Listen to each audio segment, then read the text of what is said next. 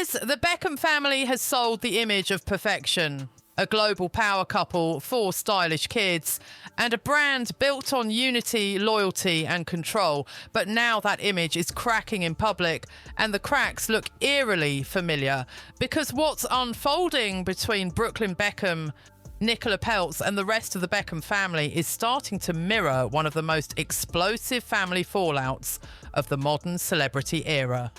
Prince Harry versus the royal family.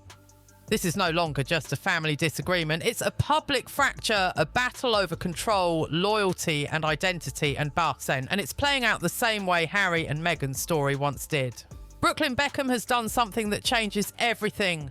He didn't let the rumours linger. He didn't hide behind silence. He went straight to the public and told his version of the story. And once that door is opened, there's no closing it again.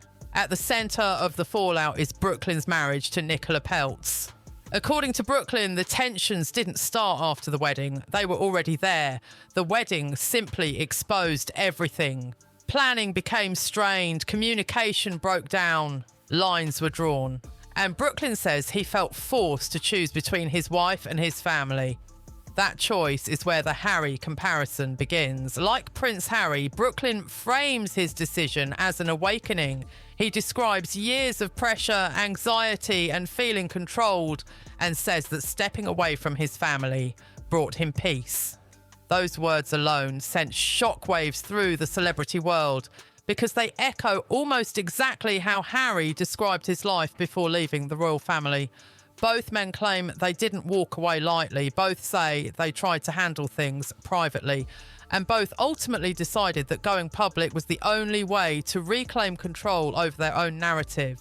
Brooklyn accuses his parents of controlling media narratives, prioritising brand Beckham over real relationships, and framing family unity as something to be performed rather than lived. He says love was conditional, based on appearances, social media posts and public alignment. Sound familiar? Prince Harry made nearly identical claims about palace press offices, strategic leaks, and the idea that individual happiness always came second to protecting the institution. In both cases, the family at the centre isn't just a family. It's a business, a brand, a machine that depends on consistency, discipline, and silence. And when one member breaks rank, the system reacts. Another striking parallel is how the wives are positioned. In the Beckham fallout, Nicola Peltz is repeatedly described as the catalyst, the outsider, the woman who disrupted the balance. Tensions between Nicola and Victoria Beckham reportedly existed long before the wedding, and the conflict only intensified once Nicola became Brooklyn's wife. This mirrors the Meghan Markle narrative almost beat for beat. With the royals, Meghan was framed as the destabilising force, or the woman who changed Harry, pulled him away, and challenged traditions that had existed for generations. With the Beckhams, Nicola is being painted in a similar light, independent, outspoken, and unwilling to quietly fall in line. In both stories, the men reject the idea that their wives control them. Instead, they insist the opposite, that their partners helped them see clearly for the first time. Brooklyn has publicly stated that the idea of Nicola controlling him is completely backwards, saying he felt controlled long before she entered his life. Harry has said nearly the same thing about Meghan, that therapy, distance, and support allowed him to escape a mental and emotional trap he didn't even realise he was in. Then there's the public silence from the families. David and Victoria Beckham have not responded directly to Brooklyn's claims. No emotional rebuttals, no detailed denials, just restraint. That strategy looks very similar to the royal family's approach during Harry and Meghan's most explosive moments. Minimal comment, controlled messaging, and an emphasis on dignity over drama. But silence doesn't mean the damage isn't real. Brooklyn's statement didn't just air grievances, it challenged the foundation of brand Beckham. He questioned how the family operates, how decisions are made, and how loyalty is measured. He even suggested that his own name and identity were treated as assets rather than personal rights. That accusation cuts deep because the Beckham empire has always been built on polish, discipline and careful image management, just like the monarchy. This is where the comparisons go beyond emotion and into consequence. When Prince Harry left the royal family, the fallout was immediate and permanent. Relationships froze, trust evaporated, communication collapsed, and while Harry has repeatedly expressed hope for reconciliation, the reality has been long-term distance, limited contact, and a family dynamic that may never fully recover. Brooklyn, however, has drawn an even harder line. Unlike Harry, who has said he wants peace and healing, Brooklyn has explicitly stated that he does not want reconciliation. At least not now. That difference could define how this story ends. Harry left an institution with rules, titles and constitutional weight. Brooklyn is leaving a family brand, but that brand is still a business with endorsements, partnerships and a carefully curated public image. Every move now has financial, reputational and emotional consequences, and just like with the royals, people are picking sides. Some see Brooklyn as brave, someone finally standing up for himself and his marriage. Others see him as reckless, privileged and destructive, accusing him of turning a private family conflict into a public spectacle with no clear path back. The same arguments followed Harry for years. So where does this go from here? If history is any guide, the most likely outcome is distance, not resolution. The royal family feud didn't explode and then heal, it calcified. Over time, silence replaced confrontation. Occasional gestures appeared, but the core wounds never closed. For the Beckhams, the risk is different, but equally serious.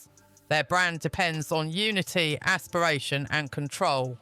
A prolonged public rift, especially one fueled by next-generation rebellion, threatens that image more than any scandal ever could. Brooklyn and Nicola appear committed to building a life defined by privacy, autonomy and separation from the family machine. Whether that stance softens over time remains to be seen. What's clear is this. Once a son publicly challenges a dynasty, nothing ever goes back to normal. And just like with Harry and Meghan, the world isn't done watching yet. What makes this feud so fascinating and so volatile is that it's not just emotional. It's strategic, generational and deeply symbolic. Brooklyn Beckham and Prince Harry are not identical figures, but they occupy the same psychological position inside their families. Both are sons raised inside carefully managed empires. Both grew up with privilege, visibility and expectation baked into their identities, and both eventually reached a point where the cost of staying felt higher than the cost of leaving. But their differences matter just as much as their similarities. Prince Harry was born into an institution he never chose, one governed by hierarchy, duty and tradition. Brooklyn, on the other hand, grew up inside a celebrity dynasty that was built, not inherited. Yet the pressure both men describe feels remarkably similar. The obligation to perform, to protect the brand, and to subordinate personal boundaries for the sake of the family image. Where Harry rebelled against monarchy, Brooklyn is rebelling against branding. And that distinction shapes what happens next. One of the most overlooked elements of this feud is timing. Brooklyn's statement didn't come during a quiet moment. It came after years of whispered tension, missed family events and visible absences. Just like with Harry, the public only began connecting the dots after the relationship had already deteriorated beyond repair. Past moments are now being re-examined with new meaning. Old red carpet appearances, body language, awkward silences. Moments that once seemed harmless are suddenly viewed as warning signs. This exact pattern happened with Harry and Meghan, where smiling group photos were later reinterpreted as strained and performative. Once a narrative of estrangement takes hold, everything gets reframed. Another parallel lies in how both men chose to speak. Neither used a traditional interview format at first. Harry eventually sat down with major broadcasters, but his earlier statements were emotional, direct and personal. Brooklyn followed the same path, using his own platform, his own words and no intermediary. That choice signals something crucial: distrust. By bypassing formal media structures, both men showed they no longer trusted existing systems to represent them fairly. They didn't want interpretation, they wanted control.